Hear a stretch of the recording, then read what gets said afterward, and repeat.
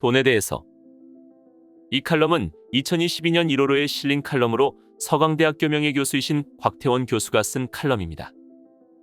돈 이야기를 시작하면 많은 크리스천은 사람들이 자기를 사랑하며 돈을 사랑하며라는 성경 말씀을 떠올릴 것이다.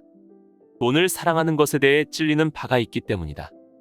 돈이라는 단어는 두 가지 의미로 사용한다. 인간이 사랑에 빠질 위험이 있는 돈은 부 또는 소득이라는 의미이다.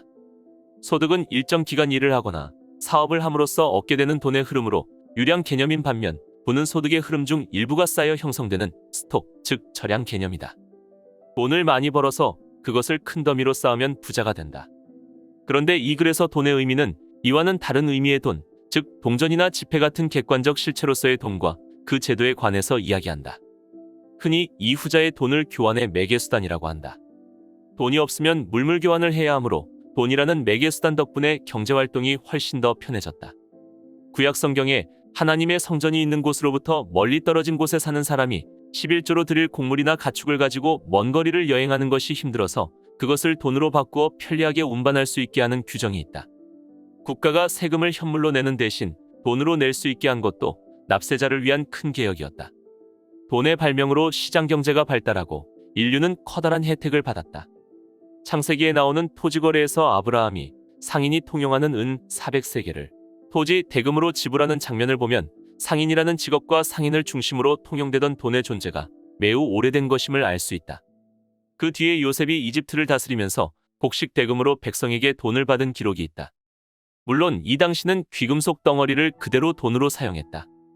뒤에 기술이 더 발달해서 금이나 은 또는 돈 같은 금속을 일정한 무게와 모양으로 주조함으로써 돈이 더 돈다워지게 되었지만 여전히 돈 한 단위에 들어있는 금속의 가치가 중요한 의미를 지녔다. 물론 이와 같은 실물화폐가 반드시 실물로서의 가치 때문에 화폐의 역할을 할 수 있었던 것은 아니다. 조갑이나 깃털 또는 단순한 돌 같은 것이 화폐로 사용되었던 예도 있다. 돌돈의 신기하고도 유명한 이야기는 마이크로네시아 캐롤라인 군도의 가장 서쪽에 위치한 웹 또는 예비라는 인구 5천에서 6천 명의 섬을 1903년에 방문했던 한 인류학자에 의해 소개되었다. 이 섬에서는 지름이 1피트에서 12피트에 이르는 커다란 돌바퀴가 화폐로 사용되고 있었는데 물건을 사고 팔 때는 이 바퀴 돈이 지불 수단으로 사용되지만 실제로 바퀴를 옮겨가는 것은 아니고 소유권이 바뀌었다는 사실을 인정하는 것만으로 지불이 끝난다는 것이다. 심지어 이 섬에는 큰 부자 가족이 있는데 그들을 부자로 만든 매우 커다란 돌바퀴도는 바닷속 깊은 곳에 있어서 아무도 본 사람이 없다는 것이다. 사연은 이렇다. 돌바퀴 돈을 만드는 재료인 품질 좋은 석회석은 이 사람들이 사는 섬에서 약 400마일 떨어진 펠로우라는 섬에서 생산되는데 이 집의 선조가 마을 청년들과 함께 그 섬에 가서 아주 크고 좋은 돌을 발견해 돌바퀴 돈을 만들어 돌아오다가 그만 풍랑을 만났다.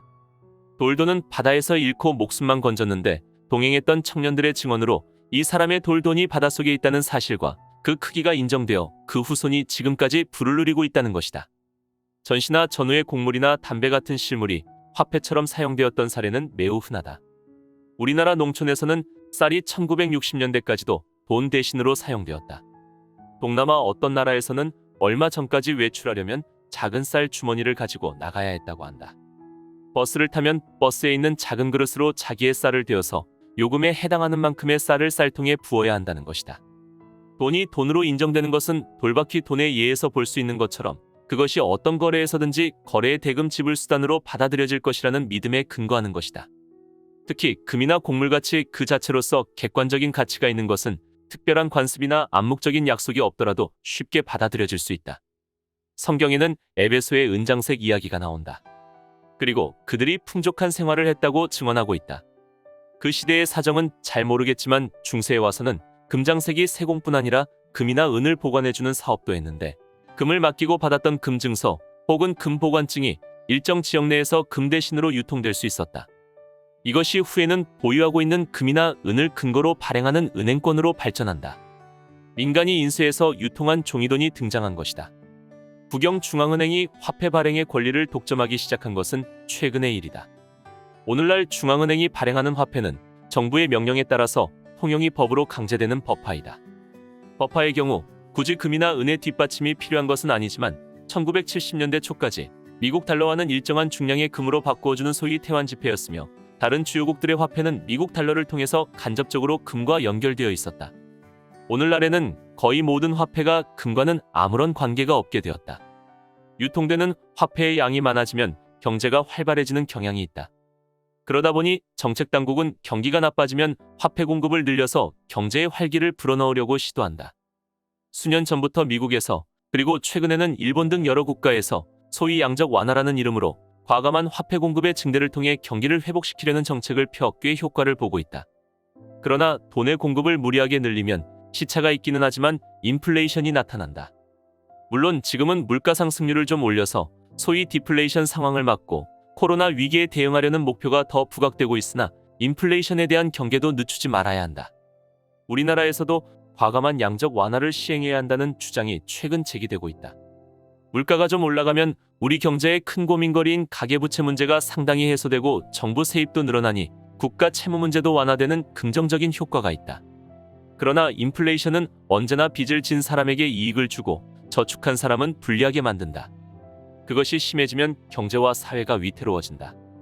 무엇보다도 어느 날 돈의 통용력을 부여한 세상 권세가 무너질 것이다. 그리고 정금은 도로 포장재로나 쓰일 날이 올 것이다. 주 예수를 믿는 믿음이 금보다 귀하다는 것을 아는 것이 참된 축복이다.